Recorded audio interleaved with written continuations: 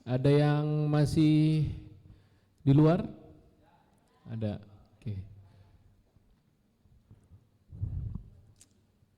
Langsung ya kita sambil berjalan ya. Bismillahirrahmanirrahim. Assalamualaikum warahmatullahi wabarakatuh.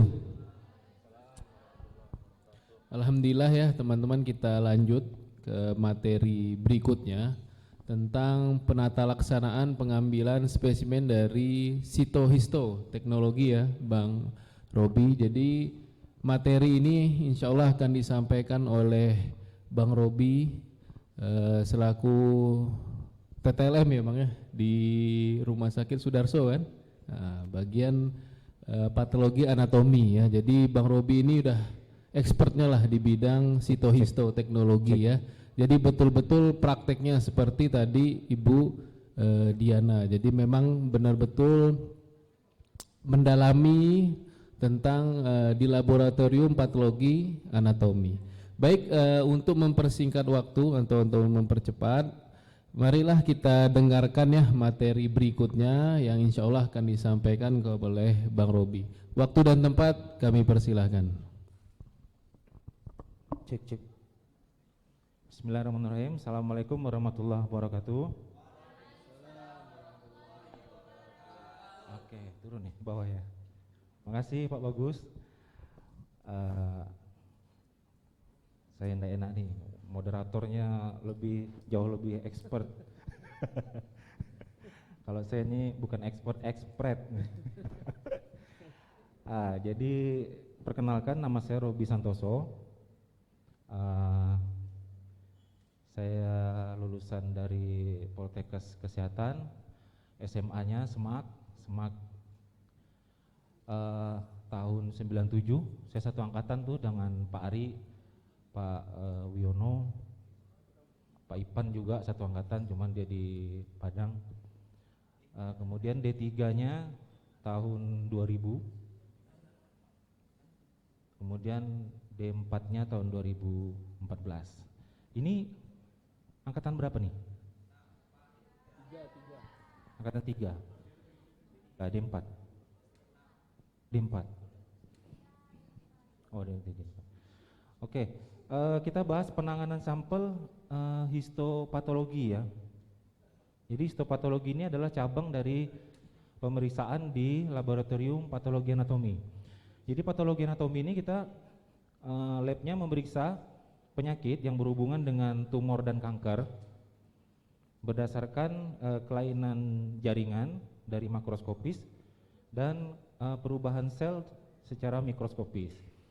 Nah, kan kalau di rumah sakit itu kan ada lab patologi klinik, ada lab patologi anatomi. Nah, kita patologi anatomi biasanya berhubungan dengan tumor dan kanker.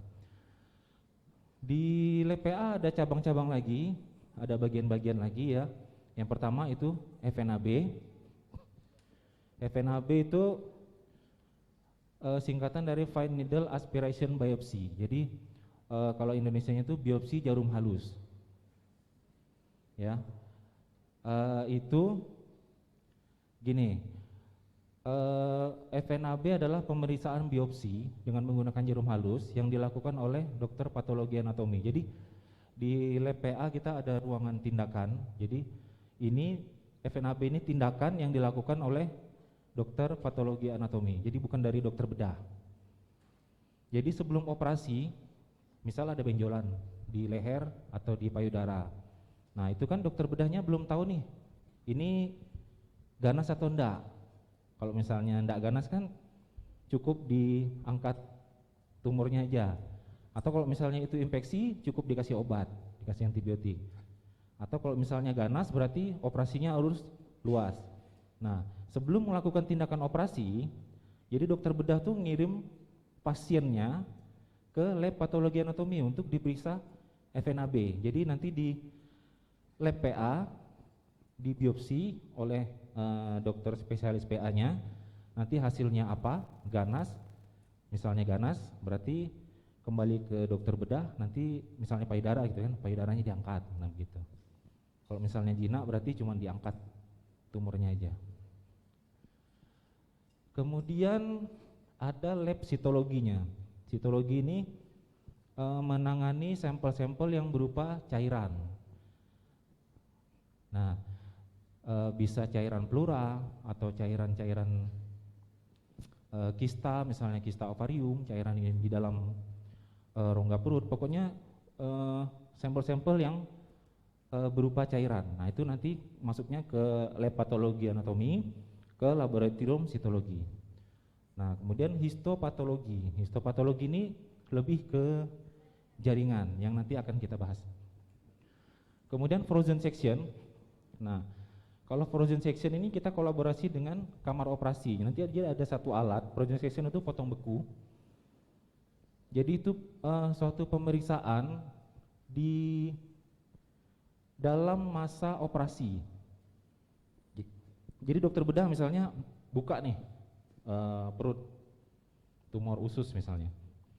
Nanti tumornya diambil, langsung diperiksakan ke kita saat itu juga dengan teknik ini. Jadi frozen section ini letaknya di kamar operasi, bukan di lab PA. Kita bilangnya lab PA ya, PA patologi anatomi ya. Nah, dalam waktu kurang dari 10 menit hasil keluar, misalnya ganas, ususnya diangkat begitu. Nah, itu frozen section atau potong beku. Kemudian ada imunohistokimia. Ini kita kenalan dulu ya. Jadi imunohistokimia itu lanjutan dari histopatologi. Nah, itu nanti kita akan melihat reaksi antara antigen dan antibodi untuk menentukan jenis kemoterapi biasanya. Jadi pasien-pasien yang diperiksa imunohistokimia ini biasanya sudah ganas. Nah, sudah ganas itu kan mau di kemoterapi. Sedangkan jenis kemoterapi ini banyak, kayak kalau di mikro itu kayak tes sensitivitas itu untuk menentukan antibiotik itu. Nah, prinsipnya kayak gitu. Jadi kita untuk menentukan jenis kemoterapi yang akan diaplikasikan ke pasien supaya hasilnya efektif. Jadi enggak, wah kita kasih kemoterapi yang umum nih, pasiennya udah gosong, rambutnya botak segala macam kan, taunya tumornya enggak mati. Nah, yang itu yang kita hindarkan. Nah, kemudian ada lanjutannya lagi, lab biomolekuler. Kalau biomolekuler ini kita belum. Saya pernah ikut belajar biomolekuler ini, mules duluan saya. Nah, kita skip aja ya. Nah, di histopatologi ada 3 fase kayak biasalah di laboratorium klinik juga gitu ya, fase pra-analitik, analitik dan post analitik. Kalau pra-analitik itu kalau di histo ada 2 dilakukan di kamar operasi atau di kamar tindakan dan di laboratorium bagian penerimaan sampel. Kenapa di laboratorium? Karena tidak semua sentra kesehatan punya lab PA. Jadi kayak rumah sakit besar ya, kayak siapa ya, Mitra Medica deh, itu enggak ada PA-nya. Jadi yang terima nanti dari lab klinik ya, dari laboratorium kliniknya yang mengolah sampelnya. Jadi tahap pra-analitiknya di situ. Nah, di kamar operasi biasanya tuh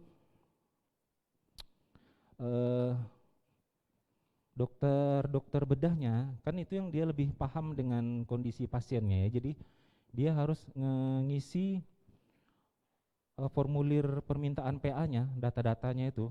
Nanti ada data-datanya kayak diagnosa klinisnya, diagnosa sementara dokter bedahnya, terus permintaan pemeriksaannya apa. Kalau minta request pemeriksaan tertentu itu harus dicantumkan. Nah, itu di kamar operasi. Kemudian analitik di laboratorium patologi anatomi tentunya. Kemudian post analitik nanti itu sama dokter spesialis patologi anatominya. Karena kita sampai di situ aja tuh, sampai di analitik aja. Kita analis histo itu kayak seniman ya. Jadi kita tuh bikin preparat sebaik mungkin Nah, untuk kita sajikan ke dokter patologi anatomi untuk dibaca.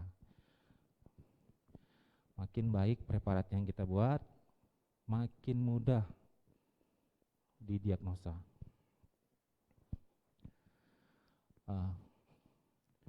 Jadi kita di sini cuma bahas pra-analitiknya aja ya, karena penata laksanaan sampling kan.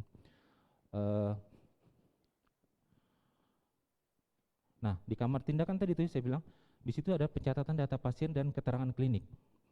Jadi diagnosa klinis, keluhan-keluhan sampel, terus kondisi sampel, kemudian marker-marker, tanda-tanda untuk jaringan-jaringan operasi. Nah, situ diisi oleh petugas di kamar operasi. Kemudian preservasi jaringan pasca operasi. Itu juga idealnya di kamar operasi, karena nanti untuk proses fiksasinya itu ya harus sesegera mungkin. Sebelum 30 menit sudah harus direndam dengan cairan fiksatif. Jadi sebaiknya memang preservasi jaringan itu dilakukan di kamar tindakan, karena kalau sudah dikirim lagi ke laboratorium biasanya itu udah waktunya itu udah lewat dari setengah jam ya. Nah, kemudian di laboratorium kita terima sampelnya, kita cek kelengkapan identitas pasien yang relevan. Jadi kita cek tadi tuh yang diisi di atas tuh sama di sana, lengkap belum mereka ngisinya. Kalau misalnya belum lengkap, kita cross check lagi, kita minta lagi, sebisa mungkin lengkap ya. Kemudian di laboratorium kita juga melakukan proses fiksasi, itu tahap yang paling penting nanti. Nah, kelengkapan identitas pasien meliputi administrasi, cara mendapatkan bahan dan jaringan, kemudian keterangan bahan atau organ. Nah, ini untuk identitas pasien. Biasanya yang ngantar ke laboratorium itu keluarganya, keluarga pasien. Karena sampel baru keluar dari kamar operasi, nanti perawatnya nyerahkan ke keluarganya, biasanya segar-segar tuh dengan darah-darahnya tuh. Nah, itu diantar ke laboratorium. Memang repot kalau begitu, memang makanya lebih baik proses preservasi itu dilakukan di kamar operasi. Jadi di kamar operasinya harus disediakan cairan fiksatif ya.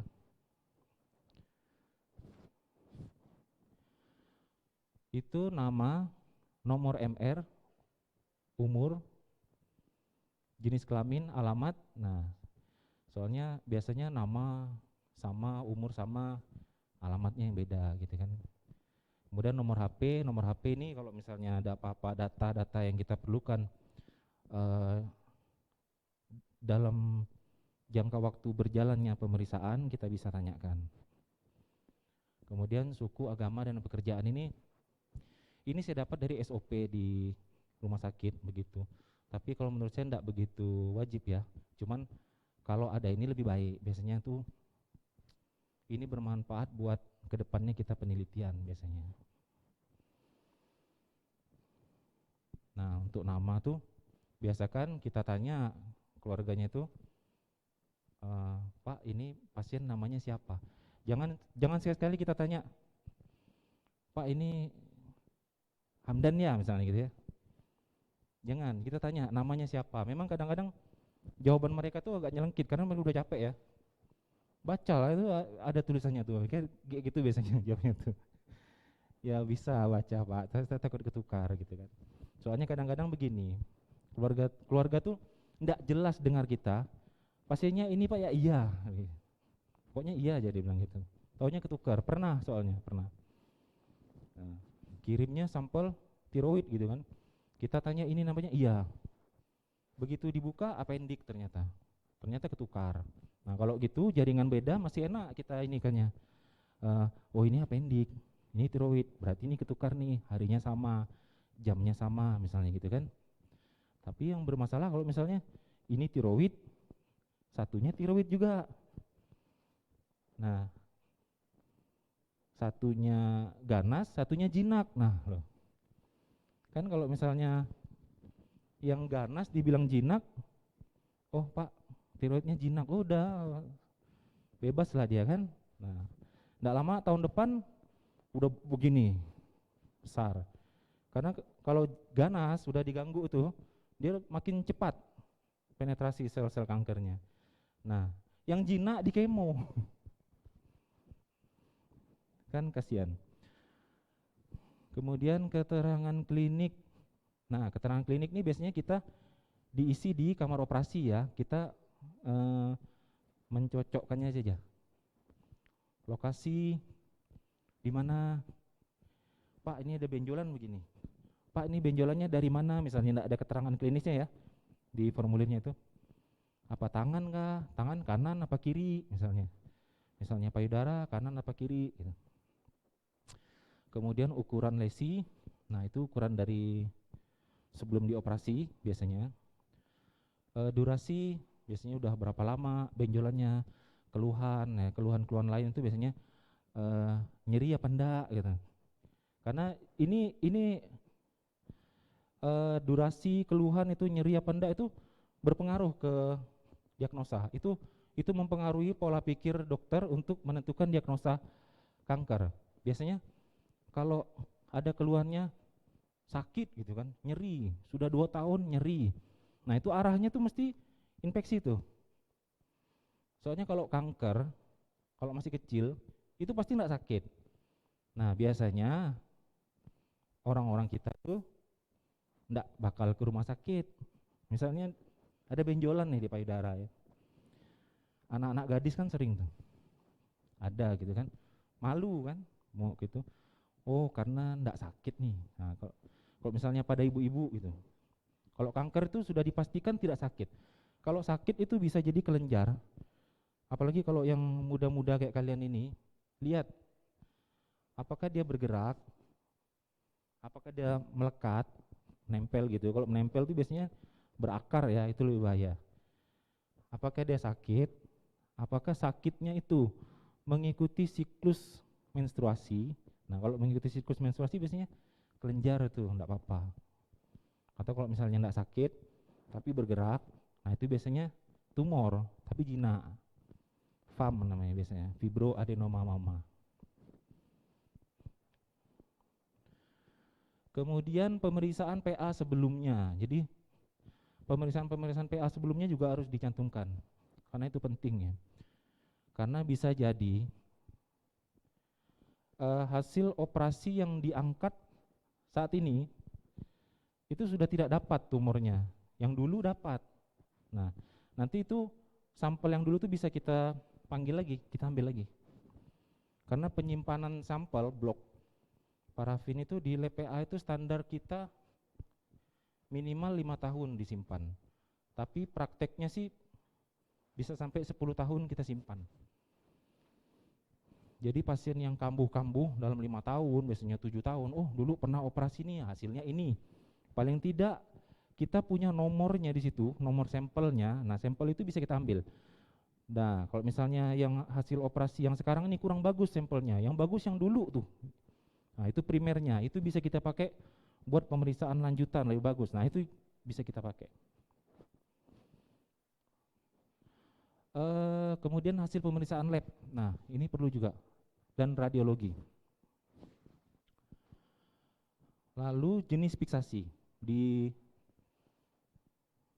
lab misalnya yang tidak punya lab PA ya, mau kirim misalnya, mau kirim keluar. Jadi itu harus dicantumkan fiksasinya pakai apa. Apakah fiksasinya pakai alkohol 70%, apakah pakai formalin 10%, apakah pakai NBF, netral vapor formalin, itu harus dicantumkan. Karena kalau fiksasinya selain formalin ya, kayak alkohol misalnya gitu, biasanya tuh jaringannya tuh akan udem, kayak bengkak gitu. Seperti tidak difiksasi. Kalau bahasa Inggrisnya tuh apa, benyek gitu, menye-menye gitu. Nah, itu nanti hasil mikroskopisnya juga sampel apa selnya udem, bengkak-bengkak. Nah, makanya harus dicantumkan. Oh, kok bengkak-bengkak ini, kata dokter PA-nya kan. Apakah dia kerendam apa gimana? Saya lihat visasinya alkohol. Oh, oke. Nah, ini biar seger dikit ya. Itu yang saya pegang kaki tuh kemarin, minggu lalu ada amputasi osteosarkom nama penyakitnya. Osteosarkom itu kanker tulang, itu menyerang biasanya anak-anak muda, usia umur 16 sampai 25, itu tuh rentangnya tuh. Itu rentan sekali. Kalau udah umur 30-an enggak kena ini aman. Cara mendapatkan bahan jaringan, nah itu juga dicantumkan. Biopsi itu pengambilan contoh sedikit dari tumor, biasanya cuma 2 mili, 1 mili, nah itu nanti hati-hati ya. Kemudian insisi itu biasanya tindakannya gini, ada tumor dibelah, isinya diambil, nah itu insisi. Kemudian eksisi itu biasanya pengambilan benjolannya aja, misalnya ada benjolan 3 cm, itu aja diambil, nah itu eksisi. Kalau operasi biasanya istilah secara umum ya, tapi kalau di sini pengangkatan organ biasanya. Kemudian kerokan tuh biasanya di apa namanya, kandungan kuret itu, dinding uterusnya dikerok, diambil contohnya. Nah, lalu ada juga otopsi dari mayat. Lalu ada keterangan bahan atau organ. Nah, ini keterangan organ juga penting karena biasanya perlu ada penanganan khusus. Jaringan-jaringan tertentu, jenis jaringan tertentu. Biasanya kalau misalnya jaringan lemak, dikasih keterangan ya, itu biasanya enggak langsung kita proses tuh kalau di laboratorium PA ke 2 kali 24 jam. Karena 1 kali 24 jam jaringan lemak tuh sulit mateng ya. Dia lebih cairan fiksasi enggak alot. Dia lembek tapi cairan fiksasi itu lebih sulit nembus gitu, jaringan lemak tuh. Mungkin karena minyak itu ya. Terus tulang, nah tulang juga kita harus ada perlakuan tertentu. Kita potong dulu tulangnya, kita dekalsifikasi, biasanya dekalsifikasi itu pakai inti reagennya itu HNO3, misalnya HNO3 5%. Cuman sekarang udah jual yang ready to use, itu sudah kandungannya sudah udah banyak, bisa mempertahankan bentuk sel-sel yang bukan tulang. Karena kan kalau HNO3 5% kita pakai memang kalsiumnya terangkat, tulangnya lunak, cuman sel-sel yang ada di situ juga ikut korosif ya, rusak. Nah, dengan reagen-reagen yang baru sekarang nih bisa tulangnya lunak, selnya tidak rusak. Kemudian pemeriksaan radikalitas tertentu. Nah, ada kadang-kadang kalau pemeriksaan radikalitas nih biasanya untuk tumor-tumor di kulit. Misalnya di kulit begini ya, diambil segi 4 begini. Nah, nanti tuh dikasih tanda tuh, sini benang 1 yang ke arah telinga misalnya, benang 2 ke arah mata, benang 3 ke arah bibir misalnya, ambilnya begitu. Nah, nanti kan dokternya minta tuh, tolong gambarkan batas sayatan apakah bebas tumor. Nah gitu. Jadi nanti kita cek satu-satu, dia arah benang 1, benang 2, benang 3, ternyata benang 1 masih ada tumornya gitu. Berarti yang di arah telinga masih ada tumor. Nanti dokter bedahnya akan ngambil lagi tuh, lebih dilakukan wide excision lagi untuk ngambil, berarti masih ada sisa gitu kan. Nah, itu sulit kalau misalnya tidak dikasih tanda, misalnya kayak tanda benang kayak gitu. Ini sebelah mana gitu kan kita enggak tahu.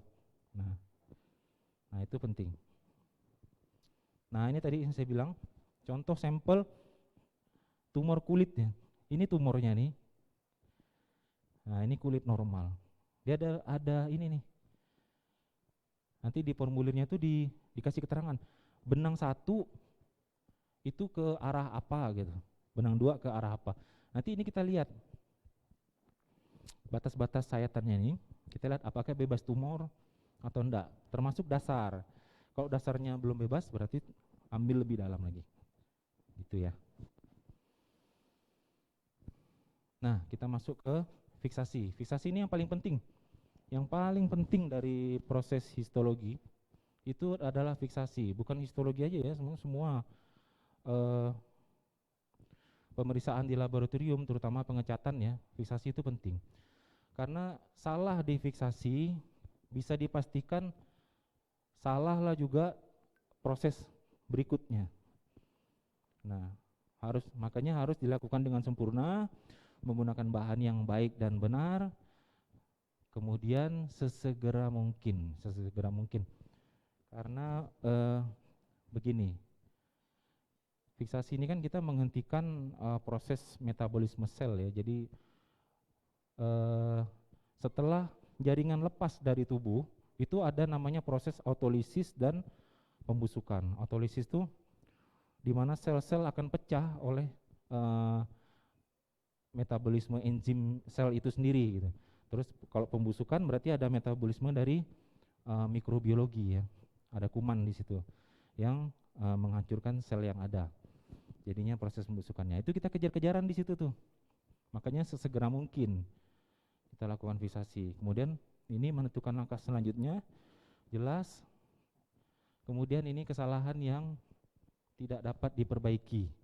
Jadi kalau misalnya sampelnya datang bagus, kita lupa fiksasi nih sampai besok misalnya, busuk dia kan, rusak. Mungkin enggak kita kembalikan dia ke keadaan dia sehari sebelumnya atau 2 hari sebelumnya, kan enggak bisa. Jadi yang itulah yang kita periksa, mau enggak mau. Makanya itu penting di sini dan itu merupakan kesalahan yang tidak bisa diperbaiki. Prosedurnya ya, kita persiapkan wadah yang baik ya, itu ukurannya sesuai, tidak kekecilan atau tidak kebesaran gitu ya. Karena semakin besar wadah, walaupun sampelnya kecil gitu ya, setinggi 3 cm misalnya, tapi wadahnya besar nih, kan harus 1 liter isinya tuh. Formalin lumayan, 1 liter 400-an ribu. Besarnya sesuai, mulutnya lebar, jadi sampel itu bisa keluar masuk dengan ikhlas, enggak dipaksa-paksa. Bertutup ulir atau rapat ya. Jadi kalau sebaiknya bertutup ulir, tapi kalau misalnya tempatnya kayak gede begitu ya, enggak ada rasanya bertutup ulir ya. Kalau yang besar itu, apalagi kalau kayak kaki tadi itu keluarga pasiennya saya minta, Pak tolong belikan tempat untuk ini, atau dibelikan itu tuh ya, tempat baju yang ada rodanya tuh Lion Star itu. Nah pakai itu baru muat. Jadi kita masukkan ke situ tempat-tempat baju plastik tuh. Kemudian cairan fiksasinya banyaknya itu ya, optimalnya 5-10 kali. 10 kali sih optimalnya tuh. Kemudian dilakukan kurang dari 30 menit sejak operasi. Makanya tadi saya bilang lebih baik fiksasi ini dilakukan di kamar operasi, karena ini nih, setelah 30 menit biasanya proses otolisis itu sudah mulai berjalan. Jadi kalau kita ngasihnya lambat lagi dari itu, belum lagi penetrasi cairan fiksasinya dari luar ke dalam jaringan ya, makan waktu lagi tuh berapa jam. Nah itu, kemudian jaringan besar, kalau untuk jaringan besar dilamelasi itu, disayat-sayat begitu, biar penyerapan cairan fiksasinya itu lebih optimal, kayak kita mau goreng ikan itulah, bumbuinnya itu, kayak gitu. Label identitas pasien ya, nama, umur. Jadi Di sampel ini juga harus ada label, minimal ini nama, umur, nomor MR, dan jenis jaringan. Nah ini kenapa tidak ada jenis jaringan di sini? Karena ini cuma satu. Ada sampel yang satu pasien dikirim sampai 7 jaringan. Di situ ada uterus, ovarium kanan, ovarium kiri, pelvis kanan, pelvis kiri, omentum, segala macam gitu ya. Apalagi kalau dokter-dokter bedah digestif, itu bisa satu set perut tuh, usus, pankreas, lambung, hepar, itu semua diangkat sama dia. Kosong perut orang tuh. Nah itu harus ada keterangan nama jaringan di pot sampelnya. Nah ini yang saya bilang lamelasi tadi itu, ini contoh terang situ ya. Ini contoh tumor payudara ya, ini jaringan payudara diangkat, itu namanya jenis operasinya itu mastektomi namanya. Nah ini mentah, karena segini gedenya kalau kita rendam itu bisa 3-4 hari baru matang dalamnya. Nah biasanya 3-4 hari itu luarnya matang, dalamnya belum matang, udah busuk dia. Karena nungguin cairan fiksasinya kok belum sampai-sampai gitu ya. Nah kalau di lamelasi ini udah jelas ya, udah jelas dilakukannya di laboratorium patologi anatomi. Jadi kalau misalnya sentra-sentra yang tidak ada lab patologi anatomi, diterimanya di lab klinik, itu cukup direndam aja udah cukup direndam, kemudian segera dikirim. Nanti lamelasi ini kamilah, nanti atau ada yang ya enggak tahu ya, nanti kerjanya di laboratorium patologi anatomi, karena sekarang udah banyak nih lulus lab dokter PA di rumah sakit kota udah ada anak buah belum? Oke, udah. Nah, di rumah sakit kota udah ada, itu cari-cari tuh anak buah tuh. Di RC udah ada dokter PA, belum ada anak buah. Banyak lah, sekarang banyak lulusan-lulusan baru. Di Singkawang juga sudah ada saya dengar. Nah, lamelasi ini saya cerita dikit ya.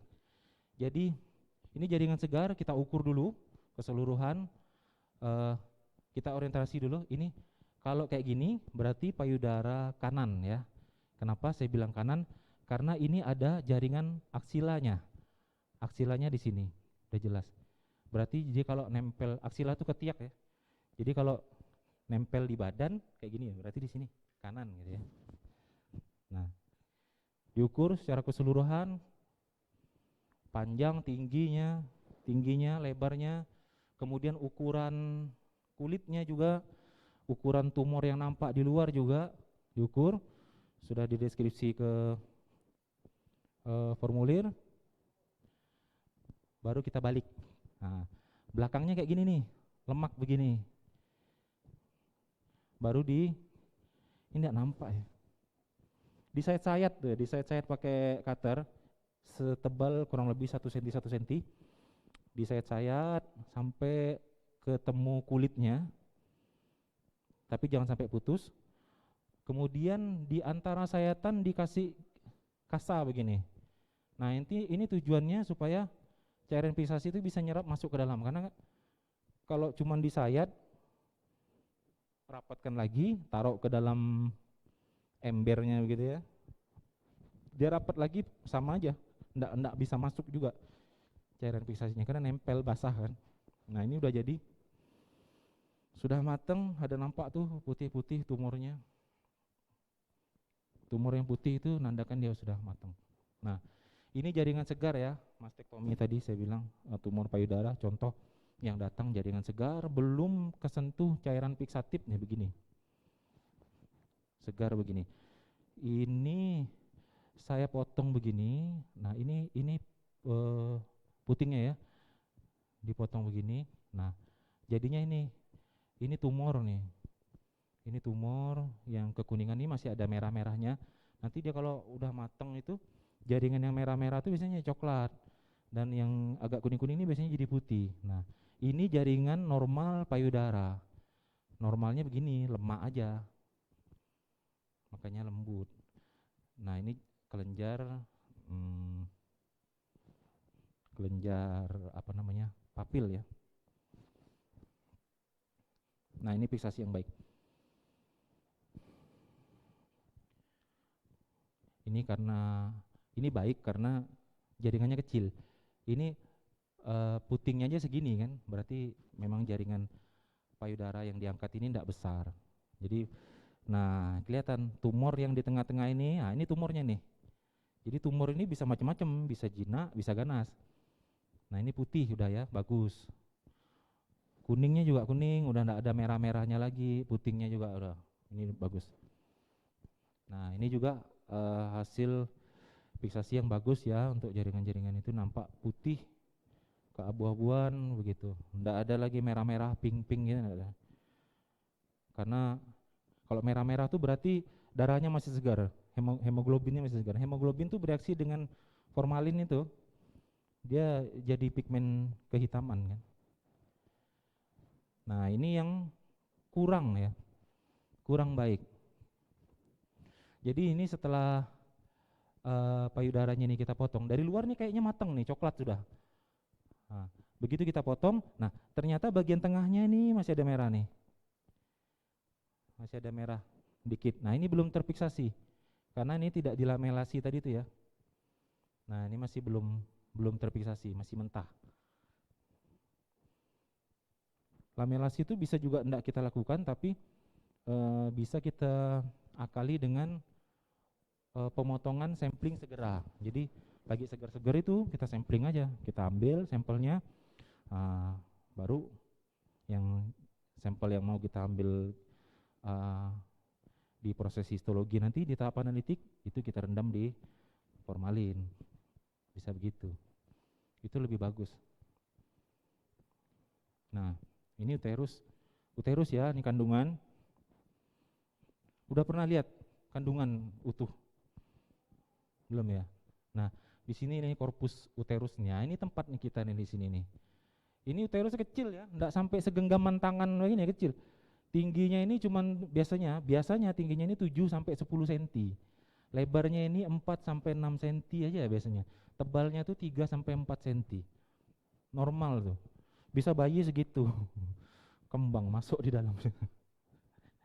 Nah, ini di sini kelihatan ya, udah putih abu-abu gitu, coklatan. Nah, ini bagus. Ini yang bagus ya, fiksasinya udah bagus. Nah, ini kelihatan dari luar nih kayaknya udah matang.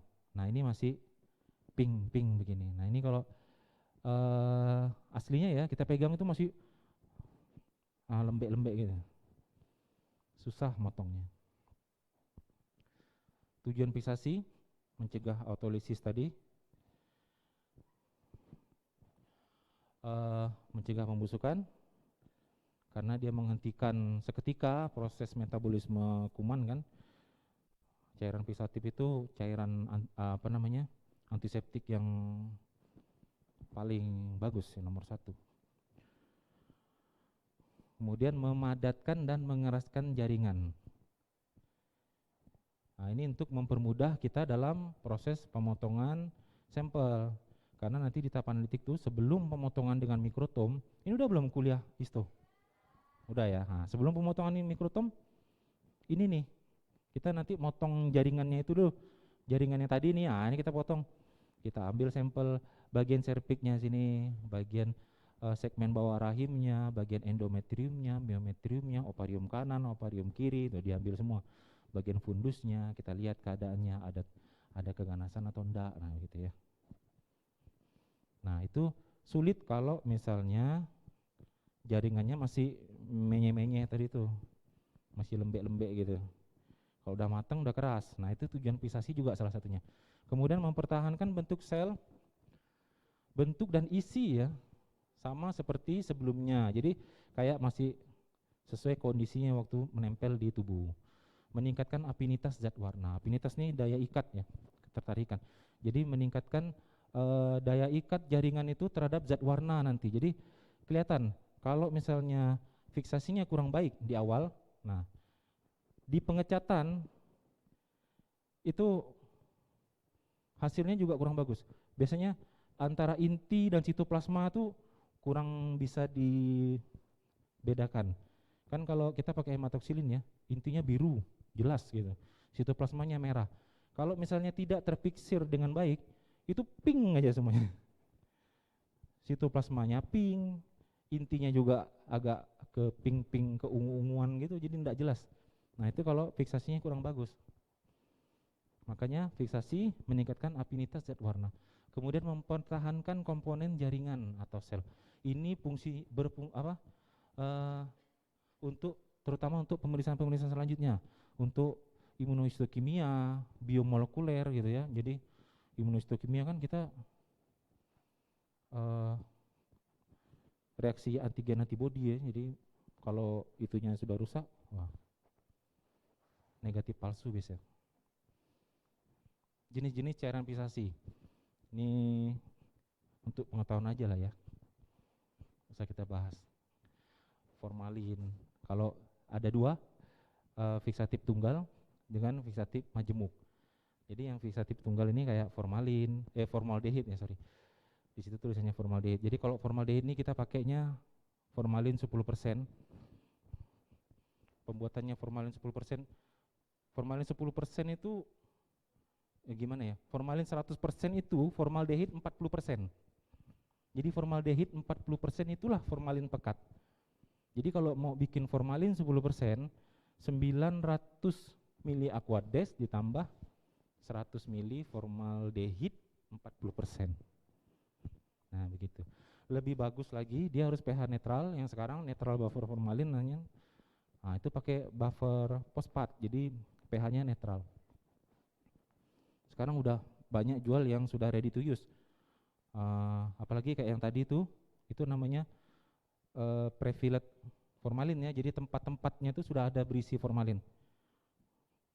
Kemudian macam-macam etil alkohol itu juga kalau terpaksa bisa, biasanya pakai alkohol 70%. Misalnya kalau ngirim gitu ya, pakai alkohol, dikasih keterangan, jadi begitu sampai ke lab PA itu langsung kami keluarkan dan diganti dengan formalin segera. Kemudian yang lain-lain lah. Fiksatif majemuk itu ada larutan zenker, bowin, karnoy, itu sekarang udah tidak lagi digunakan karena terlalu banyak kelemahan. Mereka ini cepat, cuman di dalam banyak penelitian dalam waktu yang agak lama sel-selnya itu udah hancur. Kalau formalin 10% itu dia memang agak lambat, tapi bisa disimpan sampai tahunan. Pengalaman kita sampel yang disimpan sampai setahun lebih itu tidak mengalami perubahan yang berarti kalau misalnya volumenya bagus loh ya. Itu kita periksa lagi masih oke hasilnya. Kriteria cairan fiksatif yang baik, mempunyai daya tembus kuat, menembus jaringan secara merata dan terus menerus, dapat memfiksasi secara keseluruhan, tidak merusak komponen sel, jaringan dapat diwarnai dengan berbagai macam teknik pewarnaan. Nah, yang di bowin tadi itu ada dia bagus di pewarnaan ini, tidak bagus di pewarnaan ini gitu. Tapi kalau formalin 10% dia versatile, dia semua bisa, semua rata-rata tidak bermasalah. Kemudian tidak membahayakan lingkungan sekitarnya. Ini bahaya ya formalin ya, cuman kalau di rumah sakit kan kita membuangnya di IPAL ya, jadi diolah, dapat disimpan lama. Nah formalin tuh bisa disimpan tahunan. Kelebihannya formalin ya, NBF netral buffer formalin 10%. Jadi kelebihannya ini merupakan fiksatif umum, bukan cuma di lab patologi anatomi aja makanya, bahkan tukang bakso pun pakai, nelayan pun pakai. Kenapa nelayan itu, saya baru tahu ya, kenapa nelayan itu sekarang enggak lagi bawa es batu. Kalau zaman dulu bawa es batu ke laut, sampai yang seminggu pergi nelayan itu bawa es batu. Sekarang enggak lagi. Saya tanya kan, kemudian ada keluarga, kenapa kok enggak bawa es batu lagi? Oh tenang, udah ada formalin katanya. Wah gila nih saya bilang.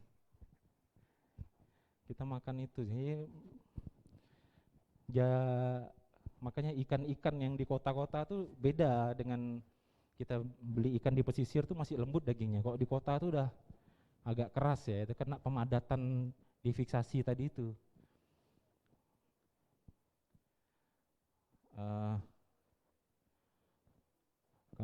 bentuk sitoplasmanya tidak berubah, pH-nya netral sehingga pigmen formalin tidak terbentuk. Jadi, nah itu tadi saya bilang, formaldehid dalam keadaan asam akan bereaksi dengan hemoglobin, membentuk pigmen tadi nih, asid formaldehid hematin. Nanti di preparat itu akan terjadi plak-plak kehitaman, itu mengganggu. Apalagi kalau jaringan yang banyak darahnya ya, plak-plak hitam itu malah nutupin sel biasanya. Nah, kalau misalnya pH-nya netral, di gambar preparat itu apa namanya, eritrosit itu enggak ganggu, dia cuman kayak ping-ping aja bertebaran gitu, enggak mengganggu gambaran sel. Nah, bentuk sitoplasma sel tidak berubah. Biasanya kalau berubah nih kalau cairannya terlalu basah, kalau cairan terlalu basah sitoplasmanya bengkak biasanya, pecah biasanya. Kalau terlalu basah, potongan jaringan dapat disimpan dalam waktu yang lama ya. Bila diperlukan jaringan dapat diambil dan dimasukkan ke dalam larutan fixatif lainnya. Nah, jadi dia tidak pengaruh ya kalau misalnya kita mau pindahkan ke larutan fixatif lain. Nah, ini untuk bikinnya tadi tuh Aquades bikin 1 liter ya, tapi sekarang sudah ada yang ready to use saja. Enggak perlu lagi bikin-bikin. Ini cuma kalau kepepet bisa. Ini Aquades 900, formalin pekatnya itu formalin pekat itu formaldehid 40%. 100 mili. Dengan baper fosfat ini 4 gram dan 6,5 itu kira-kira 1:1,6 gitu ya. Campur semua, kemudian diukur pakai pH. Jika pH-nya belum netral, masih asam, silakan tambahkan lagi ini sedikit-sedikit sampai pH-nya netral. Kalau misalnya pH-nya kebasaan, bisa diteteskan asam asetat glasial dikit-dikit sampai pH-nya segitu, 7,2 sampai 7,4. Ini dokter Hengki kenal. Ini dokter patologi anatomi pertama di Kalbar, orang dokter PA yang pertama sekali ketemu saya. Masih baru lulus sekolah, saya direkrut sama beliau nih. Nah, ini tumor ovarium. Ovarium tuh normalnya cuma segini loh, sejempol, ujung jempol begini. Bisa jadi begini. Ini 37 kilo kemarin. Faktor yang mempengaruhi proses fiksasi ya, dimensi spesimen. Makin besar dimensi spesimen, maka makin lambatlah dia penetrasi. Apalagi kalau kista begini kan biasanya kulitnya tuh lebih tebal, dia kayak plastik begitu. Nah, itu lebih lambat. Makanya kalau udah begini kita deskripsi beratnya berapa, ukurannya berapa, sudah kita ini semua, baru kita potong-potong, kita rendam lagi. Kemudian waktu penetrasi larutan fixatif. Jadi masing-masing larutan fixatif mempunyai kemampuan penetrasi yang berbeda-beda. Formalin cenderung lambat, tapi bagus. Jaringan cairan fixatif yang lain cepat, tapi banyak kelemahannya. Nah, begitu. Nah, itu juga mempengaruhi ya. Kemudian rasio volume spesimen terhadap sampel. Spesimennya besar, cairannya dikit banget misalnya gitu, itu juga tidak akan mateng ya. Kemudian tingkat keasaman pH tadi itu, kemudian suhu. Nah, suhu ini makin tinggi suhu, makin baiklah kemampuan penetrasi cairan fixatif. Makanya kalau misalnya sito mau cepat, jaringan direndam dalam NBF 10%, lalu dipanaskan di suhu 45 sampai 50 biasanya. Nah, ini contoh tadi itu ya, pengaruh dimensi spesimen ya. Ini kebetulan ada satu jaringan saya dapat di galeri saya. Ini uterus, ini uterus, ini kista ovariumnya, tumor ovarium, kanker. Ya, uterusnya kan kecil, ovariumnya gede ya. Ini dari luar kayaknya mateng ya, bagus, udah ndak ada merah-merahnya, udah warnanya abu-abu, coklatan, udah bagus ya. Nah, setelah saya belah, uterusnya mateng, bagus. Karena apa? Karena kecil kan? Nah, ovariumnya ini kan gede nih, besar. Kita lihat tengahnya masih merah nih, tepi-tepinya sudah putih, sudah mateng. Tapi tengahnya masih mentah. Ini kalau dibiarkan seminggu nih malah jadi busuk nih di dalam. Nah, itu ya pengaruh dimensi spesimen terhadap kemampuan fiksatif tadi. Dan hal-hal yang diperhatikan ya, terakhir, lakukanlah fiksasi segera mungkin. Jadi kita nih kejar-kejaran dengan proses autolisis tadi itu. Jadi lakukan sesegera mungkin. Bila terpaksa, hentikan metabolisme dengan pendinginan. Nah, ini biasanya biasa terjadi tuh gini kalau di saya tuh. Kamar operasi, ada operasi sito hari Sabtu. LPA tutup tuh, Sabtu Minggu. Dia telepon, "Bang, ini ada sampel nih. Gimana? Ada formalin enggak?" Saya bilang, "Enggak ada." Nah, kalau terpaksa tidak ada formalin, segera masukkan ke dalam kulkas. Jangan freezer lah ya. Jangan freezer. Masukkan ke dalam kulkas. Karena kalau di freezer, nanti di antara jaringan-jaringan itu kan terbentuk kristal-kristal es itu. Nah, itu pembentukan kristal-kristal es itu kan kalau di mikroskopis tajam-tajam ya kristal es itu ya. Itu merusak jaringan, jadi jaringannya itu sobek-sobek gitu. Nanti kalau setelah kita potong di mikroskopis kelihatan tuh sobek-sobek. Nah, itu kena kristal es tuh. Makanya jangan di freezer. Simpan aja di kulkas. Senin pagi antar. Kemudian jaringan segar berpotensi infeksius. Nah, jaringan-jaringan segar kayak tadi itu, ingat ya, kita selalu waspada infeksi. Kalau dia HIV itu sangat menular, apalagi hepatitis, karena itu darah segar ya. Nah, tapi begitu setelah jaringannya terfiksasi dengan formalin, formalin itu kan antiseptik yang kuat ya. Jadi itu insya Allah sudah aman. Cuman bahaya aja kalau kepegang tangan langsung formalin tuh, nanti tangan kita berkerut kayak apa ya? Kayak mayat gitu. Saya pernah sarung tangan saya bocor, masuk formalin di dalamnya, saya tidak sadar kan, begitu dibuka itu udah pucat keriput nih sampai seminggu. Itu megang begini enggak berasa. Jadi jaringan segar berpotensi infeksius ya. Jangan biarkan sampel spesimen mengering, terutama sampel-sampel yang kecil. Nah, inilah tadi itu balik lagi sesegera mungkin. Jadi supaya kita itu enggak lupa. Nah, kalau enggak segera bukan masalah pembusukannya, lupa nih. Kita ngerjain yang lain, apalagi kalau lab klinik ya dititipin sampel PA gitu. Udahlah nanti dulu. Kita kerjain yang lain. Tahu-tahu kita udah pulang. Yang sip enggak tahu. Enggak ada pesan kan? Ini apa gitu. Syukur-syukur enggak dibuang. Biasa dibuang. Pernah. Nah, itu makanya tadi dilakukan segera, jangan sampai kering. Kalau misalnya sampel yang kecil kering, itu efeknya itu luar biasa ya. Apalagi setelah ditanya, ini sampel apa? Biopsi. Biopsi apa? Hepar. Suruh orang belah ya, ngambil sampel itu kan enggak mungkin kan. Tapi ya itulah risikonya. Jangan sampai mengering. Kemudian kalau misalnya ditaruh di dalam tempatnya itu usahakan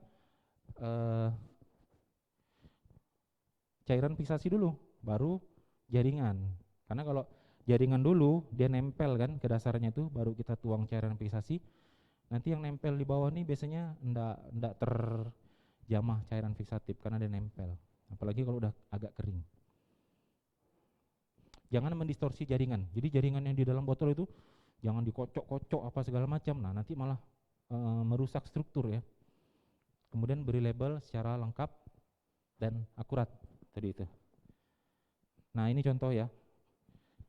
Contoh mulut wadah yang lebar tadi itu. Nah, ini contoh. Ini jaringan segini, dimasukkan ini kecil banget loh ini, botol ampul. Waktu jaringan segar, itu kan dia masih lembek ya, enak masukkannya tuh, ditekan-tekan gitu, plup, masuk ke dalam. Nah, habis itu disiramnya tuh formalin. Nah, keraslah barang tuh di dalam. nggak bisa keluar nih. Mau nggak mau dipecah. Nah itu kan ada risiko lagi kan, pecah, kena tangan apa. Nah kemudian ini mengemasnya pakai kantong plastik, bocor kemana-mana. Labelnya di situ, pakai bolpen yang itu larut sama air itu, hilang semua ini labelnya nih. Jadi enggak tahu ini jaringan apa, nih punya pasien siapa, nih enggak tahu. Hilang semua. Nah, terus ini juga, ini apa? Ukuran tempatnya tidak sesuai ya. Tempatnya kecil, sampelnya gede banget. Itu cairan fixatifnya cuman segitu lagi. Nah, itu contoh-contoh pengemasan yang salah tadi itu. Oke, itu aja materi dari saya. Kita ini dulu ya, pra-analitik dulu ya, penanganan sampel dulu. Nanti insya Allah kalau ada kesempatan lagi kita bisalah bikin pelatihan untuk proses pembuatan preparatnya tuh. Pinjam mikrotom punya Apotekes, ada tuh mikrotom nganggur tuh. Kita pelatihan histo bisa insya Allah. Ya itu dulu ya. Assalamualaikum warahmatullahi wabarakatuh. Waalaikumsalam warahmatullahi wabarakatuh. Baik ya, tepuk tangan semuanya untuk Bang Robi atas materi yang disampaikan ya. Jadi benar-betul sesuai fakta yang ada di lapangan ya. Bang Robi bercerita dikaitkan dengan materi yang ada. Baik, kita masuk ke sesi pertanyaannya. Saya harap ini seru sekali ya. Kalau tadi mendengarkan ini betul-betul bercerita tentang pengalaman Bang Robi ya di lab patologi anatomi ya. Jadi ini beda ya, yang tadi kan klinik ya, semua klinik. Nah ini patologi anatomi. Baik, silahkan dari sayap sebelah sini satu, tengah satu, sebelah sana satu. Oke, ini lagi ya, bosan saya ini. Terus kedua sana, ketiga yang di belakang. Oke, yang di sebelah sana dulu, silahkan. Silakan, kalau bisa saya jawab, kalau Ya. nggak bisa Nanti ditampung dulu atau langsung dijawab, Bang? Langsung jawab aja ya? Langsung jawab, oke. Baik, silakan. Cek. Bismillahirrahmanirrahim. Baik Pak, untuk pertanyaan saya ini mengenai kesalahan pada saat fiksasi itu kan kesalahan yang sangat fatal Pak ya, tidak dapat diperbaiki lagi gitu, sehingga tidak dapat dilanjutkan ke pemeriksaan mikroskopis. Nah untuk kita ini Pak sebagai tenaga analis yang ngambil sampel, contohnya kayak tadi Bapak sampaikan tadi kasus cancer tadi itu Pak di payudara gitu kan, itu kan misalnya hanya satu saja Pak, di sebelah kiri saja misalnya, kita ambil sampelnya ini kemudian sesegera mungkin dilakukan fiksasi, cuman terjadi kesalahan Pak di dalam fiksasi itu sehingga membuat sampel ini tidak bisa dilanjutkan lagi ke pemeriksaan selanjutnya, ke pemeriksaan mikroskopis itu tadi Pak. Nah apa yang harus kita lakukan Pak? Apakah kita harus mengambil sampel lagi kepada pasien atau bagaimana itu Pak? Oke, baik silakan. Ya, langsung jawab. Kalau ngambil sampel lagi ke pasien itu juga jelas tidak mungkin ya, karena dia cuma punya satu payudara cuma dua, yang CA satu gitu ya, masa diambil sebelah lagi kan.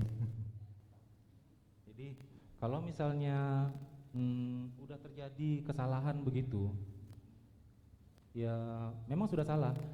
Jadi satu-satunya cara kita kasih keterangan itu kesalahan kita apa, misalnya kita telat memberikan cairan fixatif misalnya ya kita tidak apa-apa, kita kasih keterangan aja cairan fixatif diberikan setelah waktu sekian, atau misalnya dari kamar operasi datang ke laboratorium tanpa cairan fixatif sudah 24 jam misalnya begitu ya. Nah, atau kondisi jaringan sudah membusuk, kasih keterangan aja, enggak apa-apa. Jadi nanti kalau kayak gitu dokternya itu akan ini ada gambaran, oh ini proses pembusukan alami. Nah, ini nekrosi ini adalah proses pembusukan alami, nanti kita akan cari bagian-bagian yang biasanya masih ada tertinggal itu yang masih bisa lah dibaca. Jadi kalau ngambil lagi itu sudah tidak mungkin, karena itu diambil satu itu luar biasa itu ya, tinggal 11. Kalau di pasien dokter bedah onko itu ada persatuan susu sebelah atau ada. Jadi pasien-pasien onko yang sudah mastektomi mereka ada punya grup sendiri. Nah itu tinggal begitu aja, kita kasih keterangan. Misalnya salah cairan misalnya, kan bisa tuh ini formalin ya, kita simpan stok formalin misalnya di kamar operasi. Jadi sering terjadi nih ya, ini request Pak Ari troubleshooting di lapangan. Nah ini troubleshooting salah satu nih. Jadi kita kasih formalin ke kamar operasi untuk stok, dan ternyata cairan formalin ini diganti sama orang yang tidak bertanggung jawab, sama oknum, dengan air. Karena formalinnya itu diambil buat nyuntik mayat. Kan mahal tuh nyuntik mayat tuh, 4 jutaan, 5 jutaan gitu kan. Dia ambil itu cairan fixatif kita, digantinya dengan air. Petugas OK enggak tahu, datang sampel kan bening juga sama. Siramlah dengan air itu, hari Jumat pula.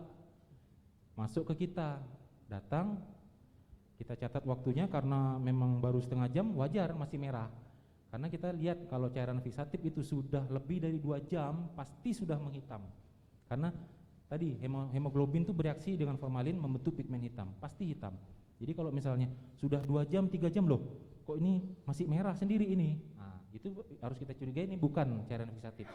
Ini kemungkinan air atau apa. Nah, itu pernah datang Jumat ke lab PA, Senin udah ngambang, udah busuk. Ternyata air. Nah, gitu. Jadi itu aja sih. Itu kita kasih keterangan. Nah, itu kan sudah salah ya di lab PA-nya ya. Nah, itu contoh tadi itu. Itu salah. Bukannya tidak bisa dilanjutkan. Salah memang mempengaruhi proses pemeriksaan berikutnya, tapi bukan berarti tidak bisa dilanjutkan. Enggak. Tetap dilanjutkan. Dengan catatan tadi itu. Nah, itu dengan catatan itu akan memberi gambaran dokter patologi anatominya. Itu ya. Izin Pak, kalau misalnya busuk tadi itu masih tetap dilanjutkan Pak pemeriksaannya? Tetap. Sampel busuk itu tadi? Tetap. Bahkan sampai dia udah hijau pun tetap. Itu cuma nasib kita ya. Maksudnya itu nasib analis yang ada di lab PA. Itu membuka tempat sampelnya itu, tempat sampelnya udah gembung masih itu. Dia busuk di dalam itu kan. Begitu dibuka itu udah meledak gitu. Jadi kita buka gitu langsung kabur dulu. Biarkan disedot dulu. Udah agak hilang baunya. Baru kita masuk lagi, kita buang lagi cairan yang busuk itu, kita ganti dengan formalin 24 jam, baru besoknya kita periksa. Tapi kondisinya udah enggak seperti yang seharusnya, udah rusak biasanya. Jadi biasanya untuk batas-batas sayatan operasi itu tidak akan bisa terjawab karena bagian terluar dari jaringan itu sudah pasti rusak. Nah, jadi kita cuma bisa lihat jenis kankernya apa. Ya Pak. Jadi sebenarnya saya pengen tanya nih, kapan sih sampel ini bisa dipakai gitu Pak? Tadi kalau misalnya masih misalnya busuk kayak gimana pun masih bisa dipakai Pak ya. Sekarang kalau misalnya sampelnya hilang Pak, atau disabotase gitu kan. Jadi saya pengen tahu tuh apakah seorang pasien itu bisa menuntut seorang tenaga medis gitu Pak. Jadi saya pengen tahu poinnya di situ gitu. Apa aja sih kesalahan-kesalahan yang dilakukan sama tenaga medis ini sehingga entah dari pihak keluarga pasien atau siapa gitu yang menuntut tentang kok kenapa sampel saya post analitik saya kok enggak keluar gitu, hasil pemeriksaan enggak keluar gini gitu. Sedangkan kesalahan itu mungkin kesalahan kita pribadi gitu, sehingga kita bisa dituntut atau gimana gitu Pak. Oke, terima kasih Pak. Iya, bagus sekali tuh pertanyaannya tuh. Itu sekalian membuka luka lama, waduh. Soalnya saya pernah begitu ya. Saya di PA ini dari tahun 2003. Jadi pengalaman yang begitu, sampel hilang itu sudah 3 kali. Pertama di lab Caritas, Itu dokter Hengki nitipkan sampel yang dinas sore lupa, dinas pagi, dinas malamnya lupa, dinas paginya buang. Tidak ada pesan, dinas pagi, ini apa ini? Buang, hilang. 5 sampel. Nah itu kalau kayak gitu ya, kemarin pengalaman saya diselesaikan oleh dokternya. Jadi kebetulan dokternya juga ya mengerti, marah sih marah-marah enggak karu-karuan, cuman dia ngerti dokter Hengki itu, jadi diomongkan baik-baik sama dokter bedahnya. Jadi kemarin gimana sih kondisinya, keadaannya kira-kira apa, ganas atau enggak, apa gimana gitu ya. Nah, terus keputusan mereka tuh saya enggak tahu juga tuh kemarin tuh. Kalau enggak salah dia ambil jalan tengah, di follow up pasiennya, di follow up, jadi dibikin hasil kayak gimana ya, hasilnya tuh kayak nggantung lah gitu. Jadi dengan syarat di follow up lagi sesuai gambaran begitu kan. Jadi ditanya kalau menurutmu, dibilang gitu kan, waktu itu dokter Jayono, dokter bedah, menurutmu gimana, ganas atau enggak nih? Kayaknya sih TBC, nah, gitu kan. Oh ya udah, di follow up aja dulu, nanti di biopsi ulang, nah, misalnya begitu. Nah pernah juga sekali di lab PA kita sampel di dalam wadah tempat sampel dari Jumat, kan kita Sabtu Minggu libur. Hari Sabtu cleaning service-nya itu ada temennya datang, rajin banget temennya ini, dilihatnya itu sampah kan ya, sampah ini dibuangnya, sampah, termasuk ada satu sampel mastektomi dibuang. Jadi setelah Senin saya cari, enggak ada, saya tanya, saya interogasi cleaning service-nya, dia bilang, oh kayaknya dibuang sama bapak itu tadi itu. Kita cari ke pembuangan akhir, dapat tuh mastektominya doang. Karena mastektomi besar ya, itu udah bulat, hangus gitu. Tapi kita ambil, masih dapat tumornya tuh, masih bisa. Yang lain yang kecil-kecil tuh, ya tadi itulah diselesaikan secara kekeluargaan. Kalau misalnya apakah pasien bisa menuntut, ya saya enggak tahu juga ya. Saya takut juga tuh waktu itu tuh, takut sampai mereka nuntut gitu loh. Tapi apakah bisa atau enggak, mestinya ya bisa aja, bisa aja. Dokter aja bisa dituntut malpraktek kan, nah, bisa aja, kayaknya sih bisa. Cuman belum pernah terjadi sih. Ya, jangan sampai lah, makanya kita ini belajar penata laksanaan sampel itu. Bagus banget pertanyaannya, itu saya lupa juga ceritanya. Ya itu ada yang dibuang tadi itu. Dibuang itu 2 kali. Yang kedua dibuangnya sore, paginya ketahuan saya kejar ke tempat sampah, masih dapat semua sampel, masih dapat. Jadi karena dalam satu kantong masih dapat, alhamdulillah. Jadi ya itu pelajaran lah, itu memang benar-benar itu tuh. Ada pasiennya ngamuk ke kita, ada yang memang enggak bisa keluar hasilnya tuh. Ya, kayaknya sih bisa ditutup, cuman ya janganlah. Baik, udah ya, terbayang ya seperti apa. Baik, kita lanjut ya, pertanyaan berikutnya tadi yang di sebelah tengah, di tengah. Tadi siapa? Ya, silakan. Langsung pertanyaannya ya Kak. Ya, langsung pertanyaan. Apa penyebab terjadinya benjolan di bagian leher sebelah kanan yang makin bulan makin membesar? Dan apabila benjolan itu kanker ataupun kelenjar getah bening, apakah bisa sembuh total? Dan bagaimana cara penanganannya? Baik, langsung Ya. dijawab Bang Robi. Langsung saja ya. Oke, silakan. Penyebab ya, maksudnya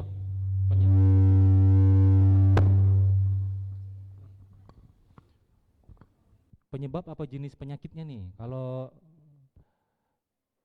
penyebabnya lah ya, secara umum lah ya, bisa macam-macam. Pertama bisa infeksi, bisa tumor jinak, bisa tumor ganas, itu aja. Jadi kalau setiap benjolan itu pasti namanya tumor ya. Tumor itu adalah benjolan abnormal pada bagian tubuh, itu pasti disebut tumor. Nah, apakah dia disebabkan oleh infeksi, apakah dia disebabkan oleh kanker ganas, apakah disebabkan oleh tumor yang jinak. Nah, itu yang harus kita periksa. Apakah bisa sembuh total? Oh, bisa.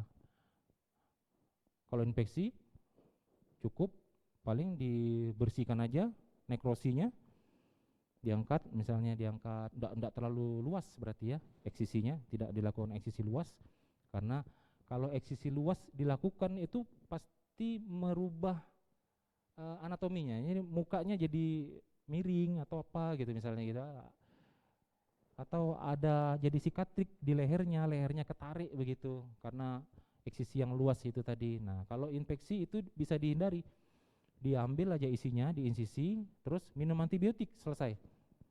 Bisa juga dengan kultur ke mikrobiologi.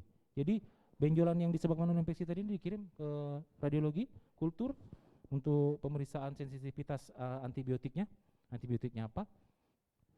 Kasih, biasanya selesai. Kalau misalnya tumor jinak misalnya ya, ada tumor yang dari pembuluh darah, misalnya hemangioma misalnya, itu cukup diambil, atau misalnya adenomatous goiter, ini di leher tadi kan, di leher.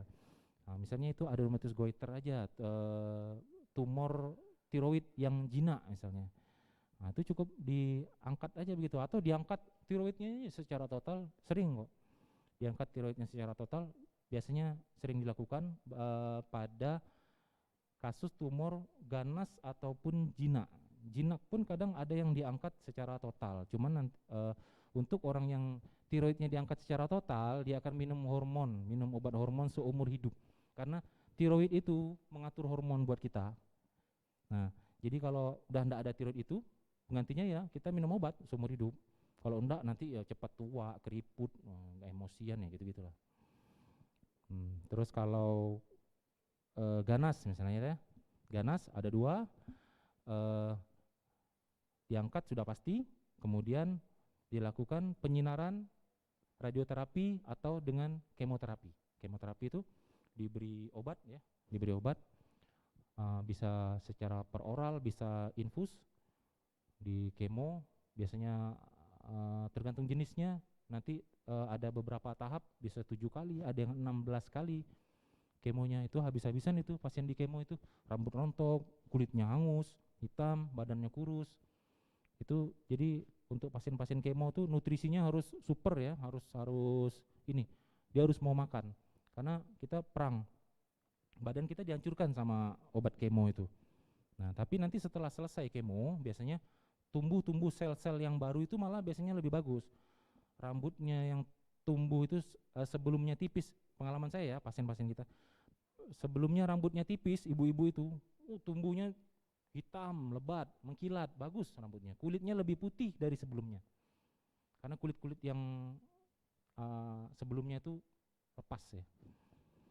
Nah itu, terus bisa juga dengan radioterapi penyinaran, bisa sembuh, bisa. Kalau enggak ya kenapa diciptakan itu kan.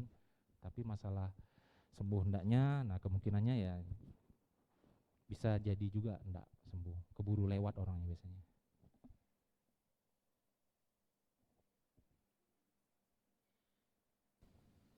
Baik, terjawab tadi pertanyaannya. Oke, baik, karena terkait waktu ya Bang Robi, ini harusnya kita banyak pertanyaan nih Pak. Jadi kita sudahi 2 pertanyaan dulu ya, karena waktu juga sudah memasuki pukul 5 ya, yang harusnya kita selesai jam 4 sore. Baik, mungkin itu yang bisa kami sampaikan pada hari ini ya. Semoga apa yang tadi sudah kita sampaikan semuanya, adik-adik semua dapat dipahami dengan baik ya. Semoga menjadi bekal ya untuk kedepannya. Baik, mungkin saya akhiri sesi kedua ini di siang hari ini sampai bahkan sore ya. Wabillahi taufik dayah, dan terima kasih, dan tepuk tangan dulu untuk Bang Robi.